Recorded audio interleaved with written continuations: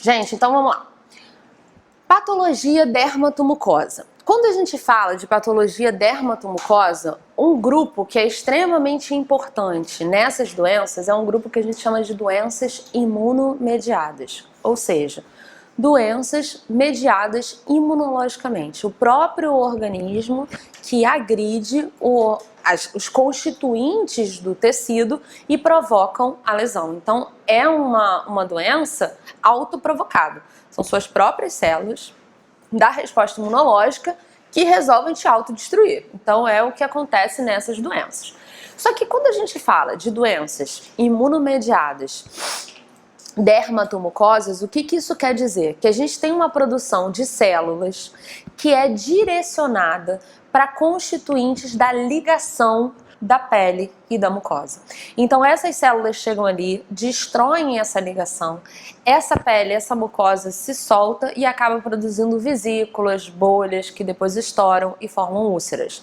Então por isso que normalmente a gente chama também de doenças vesículo-bolhosas, porque especificamente quando está relacionado à pele e à mucosa, é isso que elas fazem no tecido. Bolhas que estouram e que eventualmente causam um processo extremamente doloroso. Qual é a grande característica dessas doenças imunomediadas dermatomucosa?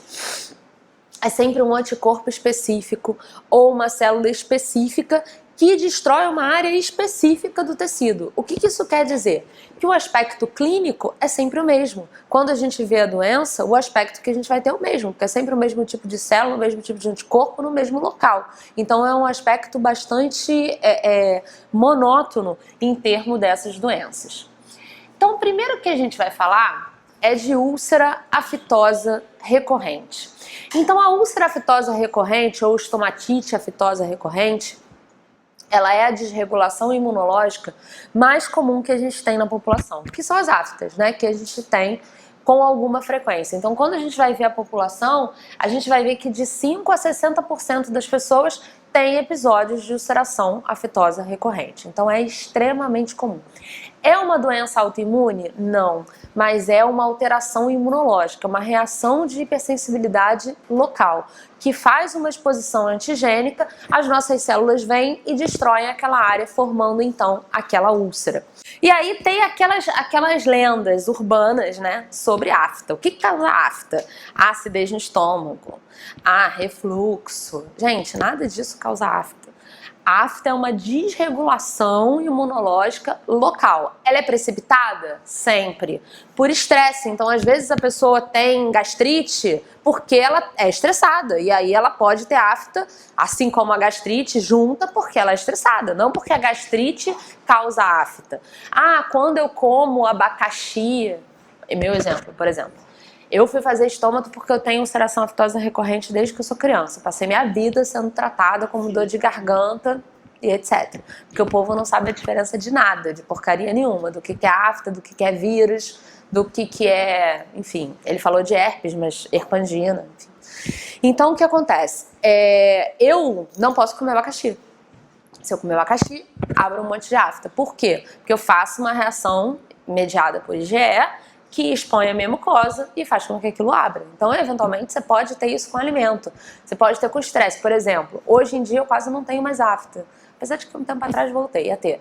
Mas sempre que era véspera de prova, que eu tava sem dormir, carnaval, chegava do carnaval, era a boca toda estourada. Porque estresse, privação de sono, alteração alimentar. Então você tem um fator precipitador, mas aquilo ali altera a sua resposta imunológica local e você tem então a exposição da sua mucosa. Então, é a condição mais comum que a gente vê desse grupo afetando a mucosa oral. Então, não existe ninguém que nunca tenha tido uma afta para contar, né? Então, todo mundo já teve e já teve mais de uma. E, normalmente, a grande vantagem é que, apesar de incomodar bastante, elas cicatrizam em 7 a 10 dias, independente de você fazer qualquer tipo de coisa. Então, a gente tem 3 tipos de úlceras afitosas dentro de boca. Então isso aí, gente, é uma outra coisa que eu ia falar. Existe uma tendência muito grande de médico chamar qualquer tipo de lesão dentro de boca de estomatite.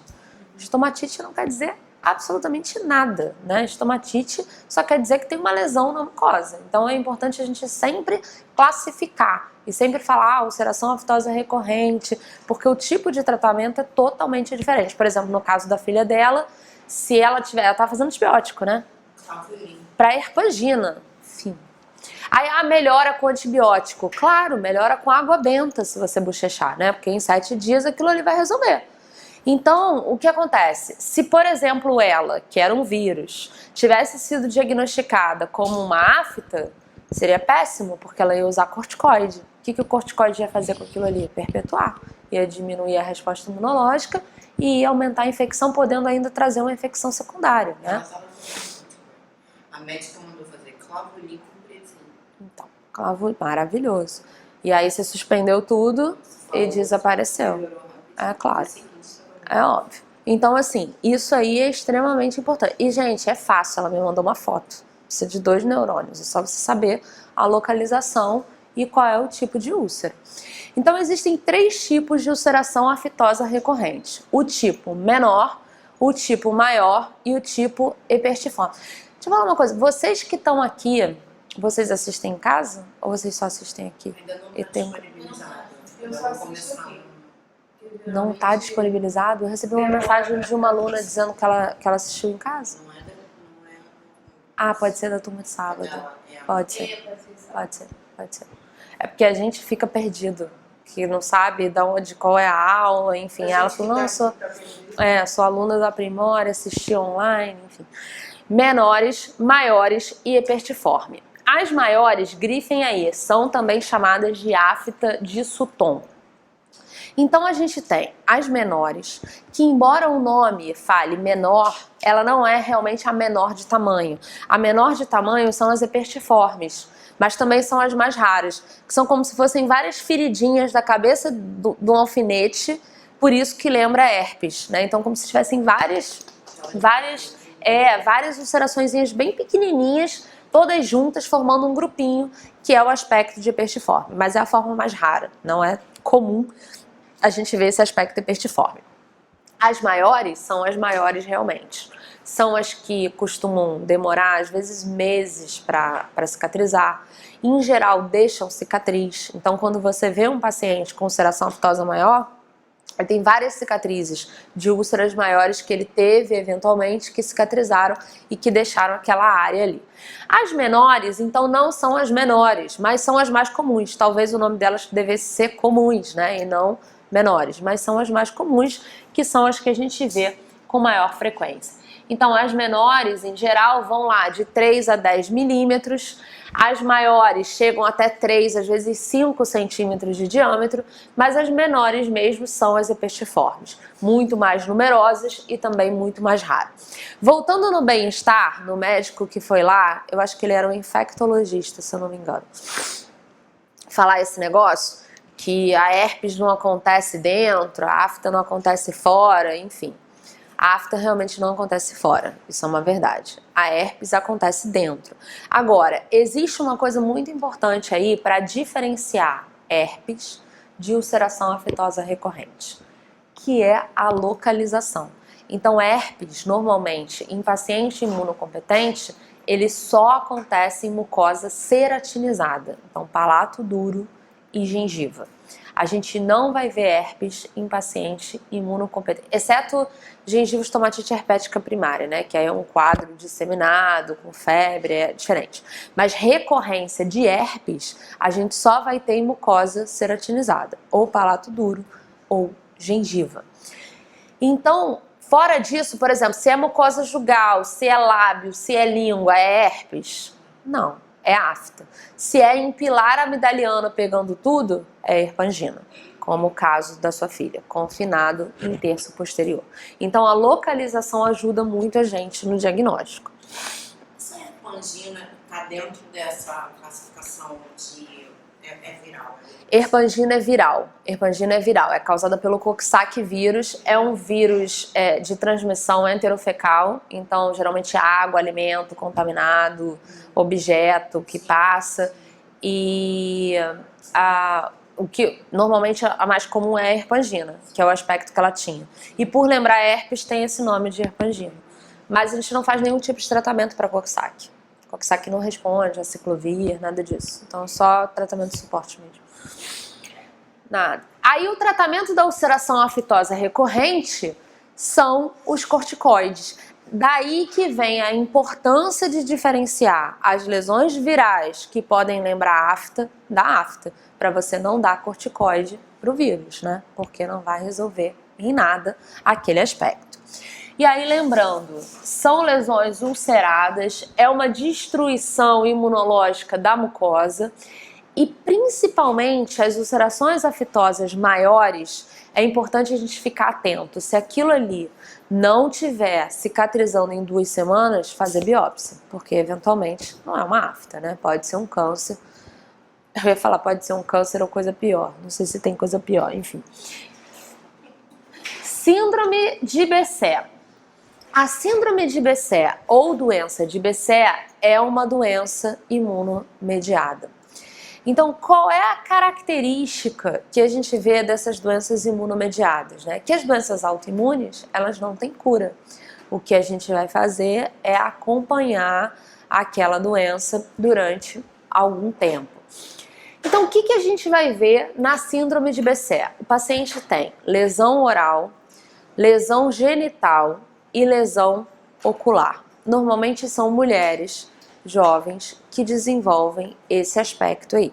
Quais são as lesões orais?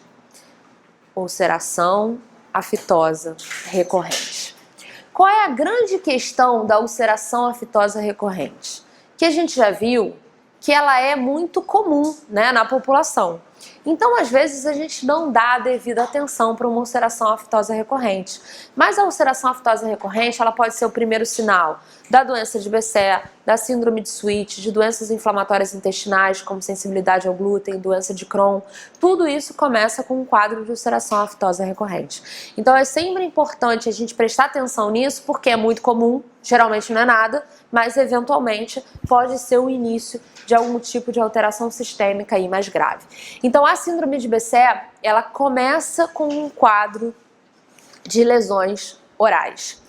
Então, ontem, eu tava pensando numa coisa muito engraçada. Meu primeiro caso de Becet que eu vi tem mais ou menos uns 15 anos.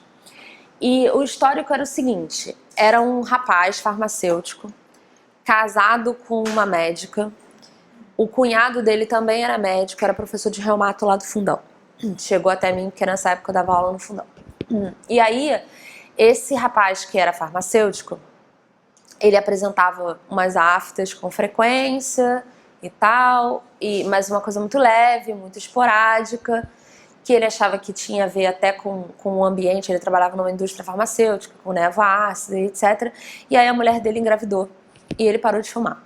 Quando ele parou de fumar, ele abriu um quadro de ulceração aftosa maior, absurda. Assim, em um mês ele emagreceu 10 quilos, ele não conseguia comer. Ele tinha para mais de 6 aftas de tipo 3 centímetros cada uma. E aí ele foi pro reumatologista, que era o cunhado dele, e o reumatologista, achando que era CMV e tal, mandou pra mim, pra gente fazer biópsia. A gente internou ele para ele fazer corticoide endovenoso. A gente estava pensando em fazer talidomida, porque ele não comia, não fazia nada, enfim. E aí a gente conseguiu fazer um protocolo nele, que ele melhorou muito das ulcerações.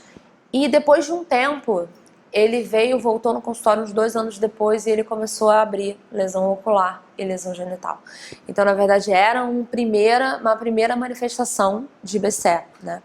Então, a grande característica é essa. Normalmente, Becet é um paciente que você está tratando como ulceração aftosa recorrente, não importa se menor ou maior, pode ser de qualquer tipo, e um belo dia ele começa a desenvolver os outros sintomas. Isso é uma característica de doença autoimune. Ontem à noite eu atendi de emergência uma menina, filha de uma dentista, que trabalha lá perto de casa. E é sempre assim, gente, é filho de médico, é casado com médico, é filho de dentista. Então, a filha de uma dentista, que ela está sendo pesquisada para Sjögren. A mãe, a dentista, tem artrite reumatoide, então ela ficou muito preocupada. E esse caso foi um caso interessante porque a mãe falou comigo, a amiga da menina tinha sido minha aluna, me mandou mensagem, o reumatologista me ligou. Falei, gente, me ativaram de todos os cantos para atender a menina ontem lá de emergência. Enfim, e aí o histórico dessas doenças autoimunes é que elas demoram a aparecer, todo o contexto delas. Então, assim, quando você tem todas as pecinhas, é fácil você dar o nome, mas as coisas demoram a acontecer. Então, às vezes, você fica sendo tratado como uma doença que é só o início daquela doença autoimune. Então, por isso que, às vezes, é muito difícil você fechar o diagnóstico. Às vezes, demora anos para conseguir o paciente... E é horrível, né? Porque, na verdade, você deixa ele ter os sintomas, até porque não tem muito o que fazer, para você conseguir fechar o diagnóstico. Então, depois o paciente abre lesões genitais, as mesmas lesões ulceradas. Então, a queixa desses pacientes é de dispareunia, de dor durante as relações sexuais, porque fica com a mucosa peniana ou vaginal toda ferida, e as lesões oculares. Então, um teste que pode auxiliar aqui no diagnóstico da síndrome de BCE é o teste de Patergia positivo. O que é isso? O teste de Patergia positivo é porque esses pacientes que têm BCE, quando eles sofrem uma picada de inseto ou um trauma, alguma coisa cutânea, eles têm uma reação ali muito exacerbada. Eles têm uma reação recuperadora ali muito exagerada. E é isso que se faz no teste de Patergia. Você pega uma agulha estéreo, faz um trauma ali até a derme, traumatiza bem e vê o paciente ali 24, 48 horas depois. E aí, dependendo do tipo de reação, se ele tiver uma reação exagerada, é o que a gente chama de teste de Patergia positivo. O teste de Patergia isolado não é diagnóstico para a síndrome de BCE. A gente tem que juntar com os outros sintomas para poder, então, confirmar o diagnóstico. Então, olha lá. A estomatite aftosa recorrente é uma das alterações mais comuns da cavidade bucal. Assinale a opção que apresenta 2 exemplos de fatores predisponentes, segundo Scully.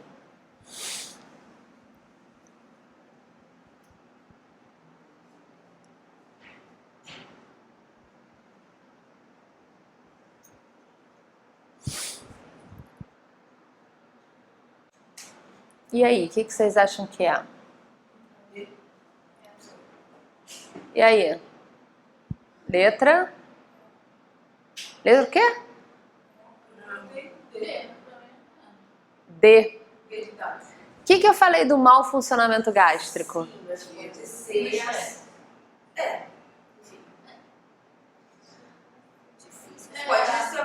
Vamos lá. Pequenos traumas pode causar? Pode, né? Mordeu, fez afta. Uso regular de bebidas alcoólicas fermentadas. Graças a Deus, não, né? Ô, glória. O que é bebida alcoólica fermentada? É cerveja? Cerveja, espumante, tudo que tem fermentação. Graças a Deus, não. Afta, não. Câncer pode sim. Não me chama. Sozinho, isolado é muito difícil. Ai, graças a Deus, então. Mas, Por um lado, né? mas gente, olha só. Eu vou usar isso aqui para dar exemplo no teu pensamento. Uso regular de bebidas alcoólicas fermentadas. A pessoa fica bêbada, a pessoa se morde, faz um trauma e tem afta. Foi isso que você pensou do mau funcionamento gástrico. Ah, pode ser. Não inventa. Se você começar a falar, porque aí caiu, bateu, fraturou o dente. Então, bebidas alcoólicas causam fratura dentária. Não faça isso. Senão você vai chegar a um link para tudo. Você vai explicar tudo. Então tá, deficiência de vitamina B. Pode? Pode. É uma das causas mais comuns, porque deficiência de vitamina B causa anemia e causa diminuição da resposta imunológica. Então, pode. Fatores hormonais do ciclo menstrual, o que vocês acham? Pode. É a resposta da questão. B de bom. Vamos lá. C. Tabagismo em excesso, o que vocês acham? Eu acho que é um fator local extrínseco. Então, tabaco é o contrário. Lembra que eu falei que meu paciente abriu o quadro de ulceração aftosa recorrente que ele parou de fumar? O cigarro protege contra a afta. Por quê? Forma uma camada de ceratina grande ali. Então a tua mucosa fica mais espessa. Então para ulcerar aquilo é mais difícil. Então normalmente é muito comum você ter o quadro de ulceração aftosa recorrente em paciente que parou de fumar. porque aí ele expõe a mucosa mais e começa a apresentar um quadro de afta. Predisposição genética, sim, né? Então aqui estaria certo. Estresse, sim. Mau funcionamento gástrico, não. Até porque, gente, olha só, o que é mau funcionamento gástrico? Coisinha mais mequetrefe. Não tá dizendo que é gastrite, né? Podia ser esofagite. O que é isso? Então, não tá dizendo nada. Alergias a alimentos, pode? Pode. Exposição ao frio. O que vocês acham? Eu acho que protege. Protege, porque faz vasoconstrição. Faz vasoconstrição, chega menos célula imunológica ali e destrói menos. Então é justamente o contrário. Mas é. Mas fica enrugada por causa da vasoconstrição, você tá certa.